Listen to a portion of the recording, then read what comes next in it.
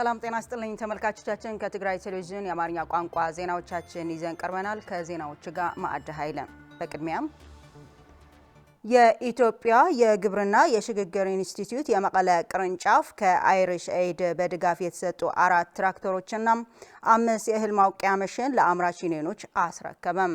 የትግራይ ጊዜያዊ አስተዳደር ፕሬዝዳንት ሌተናል ጀነራል ታደሰ ወረደም የአየርላንድ መንግስት ላደረገው ድጋፍ በማመስገን የትግራይ አርሶ አደር በጦርነት ሳቢያ ሁነኛ መጎዳቱን አውስተው ከገባበት ችግር ለማውጣት ግብርናውን በማዘመን የአርሶ አደሩ አኗኗር መቀየር ይቻላል ብለዋል። ፍርቱና ገብሩ አዘጋጅተዋለች። የትግራይ ግብርና ለማዘመን የትግራይ ግብርናና ሀብት ተፈጥሮ ቢሮ ከተለያዩ ግብረሰናይ ድርጅቶች ጋር በመቀናጀት ዘርፈ ብዙ ስራዎች እየሰራ ይገኛል። በተለይም በጦርነት የደቀቀችውን ትግራይ ዳግም ለማንሰራራት ብሎም የአርሶ አደሩ አኗኗር ለማሻሻል ግብርናውን የማዘመን ስራ እየተሰራ ይገኛል። በዚህም መሰረት የኢትዮጵያ ግብርናና የሽግግር ኢንስቲትዩት የመቀለ ቅርንጫፍ ከአይሪሽ ኤድ በድጋፍ የተሰጡ 4 ትራክተሮችና 5 የእህል መውቂያ ማሽን ለአምራች ዩኒዮኖች ሰጥቷል። በርክክብ ሰዓትም የክብር እንግዳ ሆነው የተገኙት የትግራይ ጊዜያዊ አስተዳደር ፕሬዝዳንት ሌተናል ጀነራል ታደሰ ወረደም የአየርላንድ መንግስት ላደረገው ድጋፍ በማመስገን የትግራይ አርሶ አደር በጦርነቱ ሳቢያ ሁነኛ መጎዳቱን አውስተው አርሶ አደሩ ከገባበት ችግር ለማውጣት ግብርናውን በማዘመን የአርሶ አደሩ አኗኗር መቀየር ይቻላል፣ ለዚህም ትግራይ ምቹ ነች ብለዋል። ለትግራይ መልክዓ ምድር የሚሆን ሜካናይዜሽን በጣም ጠቃሚ ነው። ማረሱ ብቻ አይደለም፣ እስከ ማጨዱም እስከ መውቃቱም እስከ መዝራቱም ሁሉም ያካተተ ትራንስፎርም ማድረጉ በጣም አስፈላጊ እንደሆነ ነው። ትግራይ ምቹ ሁኔታ ላይ ነው ያለችው ለዚህ ትራንስፎርሜሽን። ይሄ በሬ ስላነሱ ብቻ አይደለም፣ ተቀባይ ቴክኖሎጂን በጣም የሚቀበል ህዝብም አለ። እኛ በጣም ከፍተኛ ለውጥ ማድረግ ካለብን ነገሮች አንዱ ሜካናይዜሽን ላይ ነው። የበቀዳችን ላይም በሁሉም ላይ ተንጸባርቋልና እዚህ ላይ ያተኮረ በመሆኑ እስካሁን የተወሰኑ ዩኒዮኖች እንትን አለ። ከተወሰነ ጊዜ በኋላ ዩኒዮኖች ራሳቸው እርሻቸውን ሜካናይዝ ለማድረግ እነዚህን ኦን ለማድረግ በተለያዩ የተደራጀ ስለሆነ ኮኦፐሬቲቭስ አሉ፣ ዩኒዮኖች አሉ እና እነዚህን ተጠቅሞ ደግሞ አርሶ አደሩ የነዚህ በግልም በቡድንም የነዚህ ባለቤት እንዲሆን በማነቃቃትም ባንኮችም አላቸው በማበደርም አንደኛው ሳፖርት የምታደርጉትም የግብርናው መሆኑም ባለፈው ንግድ ባንክ በተለይ ግልጽ ሆኖልናል። የግብርናና ትራንስፎርሜሽን ኢንስቲትዩት በአገሪቱ ያለውን የግብርና ዘርፍ ለማሻገር የተቋቋመ ተቋም ነው ያሉት የኢትዮጵያ ግብርናና ሽግግር ኢንስቲትዩት ኃላፊ ዶክተር ማንዳፍረው ንጉሴም ግብርና ዘመነ ለማለት አርሶ አደራችን አምርቶ ለራሱ ሆኖ ለሌላው ሲያዳርስ ነው። ይህም በመሆኑ አሁን የመጣ ነው ማሽኖች ለማስረከብ ብቻ ሳይሆን አርሶ አደሩ ላይ ያለውን ችግር ተገንዝበን የቤት ስራ ለመውሰድ ነው በማለት ያለውን ጉዳት በመገንዘብ ከፕሪቶሪያው ስምምነት በኋላ የትግራይ አርሶ አደር በልዩ ሁኔታ በማየት ከአይሪሽ ኤድ ጋር ስራ ለመስራት እየሞከርን ነው። ይህም በቂ አይደለም፣ ለቀጣይ በትኩረት እንሰራለን ብለዋል። 2 ስራ ጀመርን ማለት ነው። እንግዲህ ከስምምነቱ ከተፈረመ በኋላ አንዱ የፈረሰውን መልሶ መጠገን ወይም ማስተካከል ሪከቨሪ ስራ፣ ሁለተኛ ደግሞ ወደ ኋላ እንዳይቀሩ ሌላ ክልል እንደሚሰራ ሁሉ እነዚህ አርሶ አደሮች በቀጣይ ኮሜርሻላይዝድ ሆነው እንዲሄዱ እነዚህ ሁለቱን በአንድ ላይ በተጓዳኝ ሲሰራ ነበረና በዛ ሂደት ውስጥ እገዛ ላደረጋችሁ ሁሉ በእውነት ነው የምላችሁ። በጣም በተቆርቋሪነት ሲሰሩ የነበሩ ሰዎች ነበሩና እነሱን በሙሉ በጣም ነው የማመሰግናቸው። አሁን የደረሱበት ደረጃ ጥሩ ደረጃ ነው። የሚቀሩ ጉድለቶች አሉ፣ እነሱን አስተካክለን እንሄዳለን። አይሪሽ ኤድ ቀደም ብሎም በትግራይ በተለያዩ ድጋፎች እያደረገ መጥቷል ያሉት የትግራይ ግብርናና ሀብት ተፈጥሮ ቢሮ ኃላፊ አቶ አለም ብርሃን ሀሪፈየውም ሁሉም ድጋፎችም ለዘላቂ መፍትሄ የሚሆኑ ድጋፍ በመሆናቸው ግብርናውን ለማዘመን ትልቅ አስተዋጽኦ እንዳላቸው ገልጸው አሁንም ትግራይ በግብርናው ዘርፍ ብዙ ድጋፎች እንደሚያስፈልጓት በመገንዘብ ለትግራይ አርሶ አደር ትኩረት እንዲያደርጉ ጥሪ አቅርበዋል። መደጋገፍ እንቅስቃሴ አካል የሆነው ዛሬ 9 የሆኑ ማሽነሪስ 4 ትራክተሮች 5 ትሮሸሮችን ኦፍ ኮርስ ከዚህ በፊት ኤቢሲ አካባቢዎችም 18 የሚሆኑ ትራክተሮች በጣም ብዙም ሊባል የሚችል የፋይናንስ የግብአት የምናም ድጋፎች ሲደረግ የቆየበት ሁኔታ ነው ያለው። ይሁን እንጂ ያው የነዚህ እንቅስቃሴዎች በዋናነት ከአርሶ አደሩ ጉዳት አንጻር ከአርሶ አደሩ ዲማንድ አንጻር ካለው ችግርና ካለው ተስፋ አንጻር በጣም አነስተኛ አንቲ ፔይን ሊባል በሚችል ደረጃ ጸረ ቃንዛ ሊባል በሚችል ደረጃ ስለሆነ ሆፕ ኤቲአይ አይሪሽ ኤድ የጀመሩት እንቅስቃሴ በከፍተኛ ደረጃ ኮምፕሬሄንሲቭ በሆነ መንገድ እንደሚደግፉን የእርሻ ማሽነሪዎች ምርትና ምርታማነትን ለማሳደግና ግብርናውን ለማዘመን ትልቅ ሚና እንዳላቸው ማሽነሪዎቹን የተረከቡ ዩኒዮኖች ገልጸዋል። የትግራይ ኢንቨስትመንት ኮሚሽን በመቀለ ከተማ ከጥር 25 እስከ 28 የኢንቨስትመንት ኤክስፖ እንደሚያካሂድ አስታወቀም። በዚህ ኤክስፖ የትግራይ የኢንቨስትመንት ዘርፍ ለማነቃቃት ያለሙ የተለያዩ መርሃ ግብሮችም እንደሚካሄዱም የትግራይ ኢንቨስትመንት ኮሚሽን ኮሚሽነር ዳንኤል መኮንን በሰጡት መግለጫ አስታውቋል። ብርዛፍ ገብረ ጻድቃን ተጨማሪ አላት።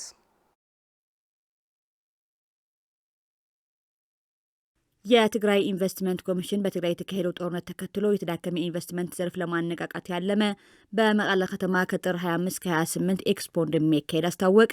በዚህ ኤክስፖ የተለያዩ መርሃ ግብሮች እንደሚካሄዱም የትግራይ ኢንቨስትመንት ኮሚሽን ኮሚሽነር ዳንኤል መኮንን አስታውቀዋል። ይህንን ኤክስፖ በመቀሌ ከተማ በሐውልት ሰማዕታት የሚካሄድ ሆኖ የተለያዩ ፕሮግራሞች ያሉበት ነው። ይህንን ፕሮግራም ኤግዚቢሽን አለው። እንዲሁም ጉብኝት በተመረጡ የኢንቨስትመንት ፕሮጀክቶች ጉብኝት አሉት። ፓነል ውይይት አለው። በዚህ ፓነል ውይይት የተለያዩ ስትራቴጂዎች ውይይት ይደረግባቸዋል። እንዲሁም ዘርፉን ወይም የትግራይ ኢንቨስትመንት እያጋጠመው ያለውን ቻሌንጅ ለመወያየት እንዲሁም የመፍትሄ አቅጣጫ ለመነጋገር ማዕከል ያደረገ ኤክስፖ ነው። በተመሳሳይ ባለሀብቶች ያላቸውን ትስስር እንዲጨምር በማድረግ የቢ2ቢ በምንለው ከፋይናንስ አካላት ከመንግስት አካል እርስ በራሳቸውም የሚያደርጉትን ጥምረት እንዲዳብር በማሰብ ፕሮግራም ተዘጋጅተዋል። ኮሚሽነር ዳንኤል አክሎም በዚህ ኤክስፖ በዘርፉ የሚመለከታቸው ሁሉ እንዲሳተፉ ጥሪ አቅርበዋል። በትግራይና ከትግራይ ውጭ ያሉ የትግራይ ተወላጆች ኢንቨስተሮች ወይም ባለሀብቶች ተሳታፊ ይሆናሉ። እንዲሁም የውጭ ባለሀብቶች ወይም ኢንቨስተሮች ምሁራን፣ የልማት አጋሮች እንዲሳተፉ በማሰብ ነው ይህንን ፕሮግራም እየተዘጋጀ ያለው። የቀጥታ ምዝገባ ይካሄዳል። በየኮሚሽኑ ዌብሳይት ማንኛውም አካል መሳተፍ ለሚፈልግ መመዝገብ ይችላል። እስካሁን ያለውን እንቅስቃሴ ለበርካታ አካላት ጥሪ ተደርጎላቸው እንደሚገኙ አረጋግጠውልናል። ስለዚህ ይህንን ኤክስፖ በተሳካ ሁኔታ ለማካሄድ የትግራይን የኢንቨስትመንት ደረጃ የትግራይ የኢንቨስትመንት የመሳብ አቅም እንዲሁም የትግራይ የኢንቨስትመንት አማራጮች እድሎች ለማስተዋወቅ ትልቅ አስተዋጽኦ አለው ተብሎ ታስቦ እየተደረገ ያለው ፕሮግራም ነው። በዚህ አጋጣሚ በዚህ ፕሮግራም መሳተፍ ለሚፈልጉ አካላት ይህንን አውቀው እንዲሳተፉ በትግራይ መጥተው ኢንቨስት እንዲያደርጉ የትግራይ የኢንቨስትመንት እምቅ አቅም እንዲያውቁ ትልቅ በር የሚከፍት ስለሆነ እንዲሳተፉ ጥሪ ለማቅረብ እንወዳለን። ከጥር 25 ከ28 በሚካሄደው ኤክስፖ ከትግራይ ብሎም ከሀገሪቱ የተለያዩ ባለሀብቶችና የመንግስት ኃላፊዎች እንዲሁም የውጭ ኢንቨስተሮች እንደሚሳተፉ ለማወቅ ተችሏል። በትግራይ ከጥር 30 2018 ዓ.ም ጀምሮ ከ30 በላይ ባሉ ወረዳዎች የጤና መድህን አገልግሎት ተጠቃሚ እንዲሆኑ እየተሰራ መሆኑ ተገለጸም። የጤና መድህን አገልግሎት ከትግራይ ጄኖሳይዳዊ ጦርነት በፊት በተሻለ ደረጃ እንደነበረና ወደ ነበረበት ለመመለስም በየደረጃው ያለ አመራር ኃላፊነቱ እንዲወጣም የትግራይ ደቡባዊ ዞን አስተዳዳሪ አቶ ዝናቡ ገብረመድህን ገልጸዋል። ስለሻጎስ ህዝብ በጤና መድን አገልግሎት ታቅፎ ተጠቃሚ እንዲሆን ያለመ የትግራይ ደቡባዊ ዞን አመራሮች ውይይት አካሂደዋል።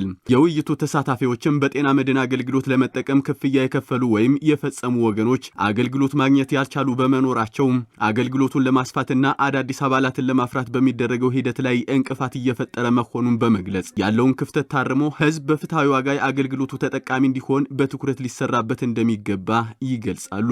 ቅርሺ ባንክ ዝናብ ነርምበር ወዲያውኑ ተዘከፈለ ከዚህ በፊት ገንዘቡ ነው ወደ ባንክ የገባው እንጂ የስምምነት ፎርም ወይም ቅጽ ተሞልቶ ወደ ስራ አልተገባም ነበር። አሁን ላይ እንደ ወረዳችን ችግር ያለው የተከፈለ ገንዘብ አለ፣ ተጠቃሚ ግን የለም። ይህ ትልቅ እንቅፋት ፈጥሮብናል። የራያ አላማጣና አላማጣ ኦፍላና ዛታ ህዝብ 3 ጊዜ ነው የተበደለው። ምክንያቱም በ2012 ዓ.ም ገንዘብ አዋጥቶ በጦርነቱ ምክንያት ሳይፈጸም ቀረ። በ2013 የፌዴራል መንግስት አመራሮች አስከፍለውት አሁንም ተደናቀፈ። ከ6 ወራት በፊት ከፍሎም እስካሁን ባለመጀመሩ ህዝብ ጥርጣሬ ላይ ገብተዋል። ስለዚህ ህዝብ ከዚህ የጥርጣሬ መንፈስ ማስወጣት የሚያስችሉ ስራዎች ሊሰሩ ይገባል። በአገልግሎቱ ለመጠቀም የተውጣጣ ወደ 7.9 ቢሊዮን ብር ተሰብስቦ ነበር። ክፍያውን የፈጸሙት ወገኖች አገልግሎት ሳያገኙ ቀርተው እንደገና ሊጀመር ነውና ደግመህ ክፈል ማለት በጣም ከብዶናል። ይህ በመሆንም አዳዲስ አባላትን ለማፍራት እንቅፋት ሆነብናል። የትግራይ ደቡባዊ ዞን አስተዳዳሪ አቶ ዝናቡ ገብረመድህን በበኩላቸው የጤና መድን አገልግሎት ከትግራይ ጄኖሳይዳዊ ጦርነት በፊት በተሻለ ደረጃ እንደነበር በማስታወስ ወደ ነበረበት ለመመለስ በየደረጃው ያሉ አመራሮች ኃላፊነታቸውን ይወጣሉ ሲሉ ገልጸዋል። ፍትሐውነት ናጥዕናና እንድሕክርክ ላውኖር ቦታው መለስ ነሕኮይ ፍትሐዊ በሆነ መንገድ የጤና መድን አገልግሎት ወደ ነበረበት ደረጃ ለመመለስ ሼር ኬር የሚባለው በህብረተሰቡም ይሁን በመንግስት የቀረበው ክፍያ ወደ ተግባር መቀየር ካልተቻለ የመልካም አስተዳደር ችግር ሆኖ ይመጣል። ስለዚህ ህዝቡ የጤና መድን አገልግሎት ተጠቃሚ እንዲሆን ለማስቻል በሚሰሩ ስራዎች ላይ የሚያጋጥሙ ችግሮችን ለመቅረፍ ከሕክምና ባለሙያ ጀምሮ የወረዳ አመራሮችን በማወያየት ወደ ተግባር ለመግባት ዝግጅት ተደርጓል። በመቀለ ቅርንጫፍ የጤና መድን አገልግሎት አስተባባሪ አቶ አረጋዊ በላይ ከጥር 30 2018 ዓ.ም ጀምሮ ከ30 በላይ ባሉ ወረዳዎች የጤና መድን አገልግሎት ተጠቃሚ እንዲሆኑ እየተሰራ መሆኑን በመግለጽ ያሉት ክፍተቶችን በማስተካከል እንደ ሌሎች ክልሎች በአስቸኳይ ለመጀመር የተቀናጀ ስራ መስራት እንደሚያስፈልግም አቶ አረጋዊ ይገልጻሉ። ኣብ ምስግቡእ ግልጋሎት አይንረክብን ዋላውን መድኃኒት እንደገኢና ንባሃል ተገቢ የሆነ አገልግሎት አናገኝም፣ መድኃኒት ከውጭ ግዙ እየተባልን ነው የሚሉ ቅሬታዎች በተደጋጋሚ ይቀርባል። እነዚህን እና ሌሎች ችግሮች በመቅረፍ ከጥር 30 በኋላ በ30 ወረዳዎች የሚገኘው ህዝባችንን የጤና መድን አገልግሎት ተጠቃሚ ለማድረግ ከወዲሁ ስራዎችን እየተሰራ ነው። እስከዛው ድረስ ግን ክፍያ ፈጽመው የአገልግሎት ተጠቃሚ ሳይሆኑ የቀሩት ወገኖች ተጠቃሚ መሆን የሚችሉበት ሁኔታ እንዲኖር ይደረጋል። የትግራይ የንግድ ማህበረሰብ የንግዱ ፍቃዱን ያለምንም ቅጣት እንዲያሳድስ ከፌዴራል ቀጠናዊ ትስስር ሚኒስቴር ጋር በመነጋገር የተሰጠው የንግድ ስራ ፍቃድ እድሳት እስከ ጥር 15 2018 ዓ.ም የጊዜ ገደብ እንደተራዘመ የትግራይ ንግድና ኤክስፖርት ኤጀንሲ ቢሮ አስታወቀም። ታደሰ ልጅአለም የትግራይ የንግድ ማህበረሰብ የንግድ ፍቃዱን ያለምንም ቅጣት እንዲያሳድስ ከፌዴራል ቀጠናዊ ትስስር ሚኒስቴር ጋር በመነጋገር የተሰጠው የንግድ ስራ ፍቃድ እድሳት እስከ ጥር 15 2018 ዓ.ም የጊዜ ገደብ እንደተራዘመም የትግራይ የንግድ ምዝገባና ፍቃድ ዳይሬክቶሬት ዳይሬክተር አቶ አውታ አረጋይ ተናግረዋል። እንደ ዳይሬክተሩ ገለጻ በትግራይ ውስጥ ከ181 ሺህ በላይ ህጋዊ ፍቃድ ካላቸው ነጋዴዎች ውስጥ 81 በመቶ የሚሆኑት የንግድ ፍቃዳቸው አድሰዋል ሲሉም በዛሬው ዕለት ለጋዜጠኞች በሰጡት መግለጫም አክለዋል። ንግድ እድሳት መራዘሙን ለነጋዴዎች መልእክት ለማስተላለፍ ነው። እንደሚታወቀው ከሐምሌ 1 እስከ ታህሳስ 30 የንግድ ፍቃድ እድሳት የሚደረግበት ጊዜ ነው። በዚህ ጊዜ ሁሉም ከተሞች እና ወረዳዎች የእድሳት ጊዜውን እያከናወኑ መጥተዋል። ነገር ግን በአንዳንድ ምክንያቶች እድሳቱን ያላከናወኑ ነጋዴዎች ስላሉ የቀን ይጨመርልን ጥያቄ ጠይቀውናል ማለት ነው ወረዳዎችና ከተማዎችን። በዚህ መሰረት ከፌዴራል ቀጠናዊ ትስስር ሚኒስቴር ጋር ተነጋግረን ክቡር ሚኒስትሩ ዲኤታዎችን ሰብስበው ውሳኔውን ተወስኖልናል። ስለዚህ በአዋጁ አዋጅ 998 መሰረት እስከ ታህሳስ 30 የእድሳት ጊዜ የነበረውን እስከ ጥር 15 ያለምንም ቅጣት ነጋዴውን ንግድ ፍቃዱ እንዲያድስ ተነግሮናል። አቶ አውታ አረጋይ አያይዞም ከጥር 15 2018 ዓ.ም በኋላ የሚመጣ ማንኛውም ነጋዴም በአዋጅ 980 መሰረት ይቀጣልም ብለዋል። እንደ የትግራይ የንግድ ምዝገባና ፍቃድ ገለጻም ከሐምሌ 1 2017 ዓ.ም እስከ ታህሳስ 30 ባለው ጊዜ ውስጥ 19 በመቶ የሚሆኑ ነጋዴዎች በተለያዩ ምክንያቶች የንግድ ፍቃዳቸውን አላሳደሱም ሲሉም አመላክተዋል። በዚህ መሰረት በትግራይ ክልል ያለውን ሁሉም ነጋዴ ከጥር 1 እስከ ጥር 15 የግብር ክሊራንሱንና የማዘጋጃዊታዊ የህድሳት ክሊራንሱን በመያዝ በሁሉም የንግድ ቢሮዎች በወረዳም በከተማም ያሉ የንግድ ቢሮዎች ላይ በመሄድ ንግድ ፍቃዱን ያለ ቅጣት እንዲያድስ ለመናገር ነው።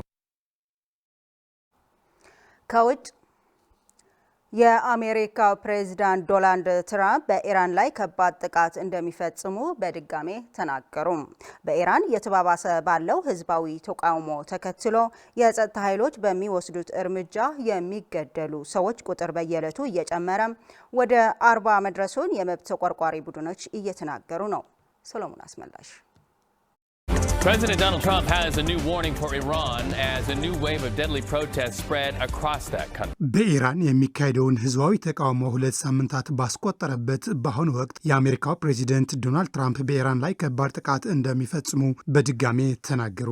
በምጣኔ ሀብቷ ቀውስ ምክንያት በመንግስታቸው ላይ ተቃውሞ ያሰሙ ያሉ ኢራናውያን በተለያዩ የአገሪቱ ከተሞች በምሽትም ሳይቀር አደባባይ እየወጡ ነው። በተቃውሞ ወቅት የጸጥታ ኃይሎች በሚወስዱት እርምጃ የሚገደሉ ሰዎች ቁጥር በየዕለቱ እየጨመረ ወደ 40 መድረሱን የመብት ተቆርቋሪ ቡድኖች እየተናገሩ ነው።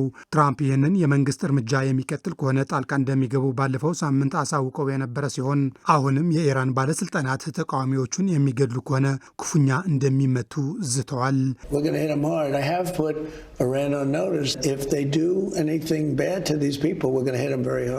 በተቃውሞዎች ወቅት እንደሚያደርጉት ሁሉ ሰዎቹን መግደል የሚጀምሩ ከሆነ ክፉኛ እንደምንመታቸው መንገር አለብኝ ሲሉ በአንድ የአሜሪካ ሬዲዮ ዝግጅት ላይ ተናግረዋል። ፕሬዚደንቱ ጨምረውም አስተዳደራቸው በኢራን ያለውን ሁኔታ በቅርበት እየተከታተለው መሆኑንና አሁን ከምናገረው በላይ አጽንኦት መስጠት የምፈልገው ተቃዋሚዎቹን የሚገድሉ ከሆነ እጅግ የከፋ ቅጣት ይከተላቸዋል በማለት የአገሪቱን ባለስልጣናት አስጠንቅቀዋል። ዘገባው የቢቢሲ ነው። ተመልካቾቻችን ለሰዓቱ ያዝናቸው ዜናዎቻችን በዚህ አበቁ። ከቀሪው የትግራይ ቴሌቪዥን ፕሮግራሞች ጋር መልካም ቆይታ ይሁንላችሁ።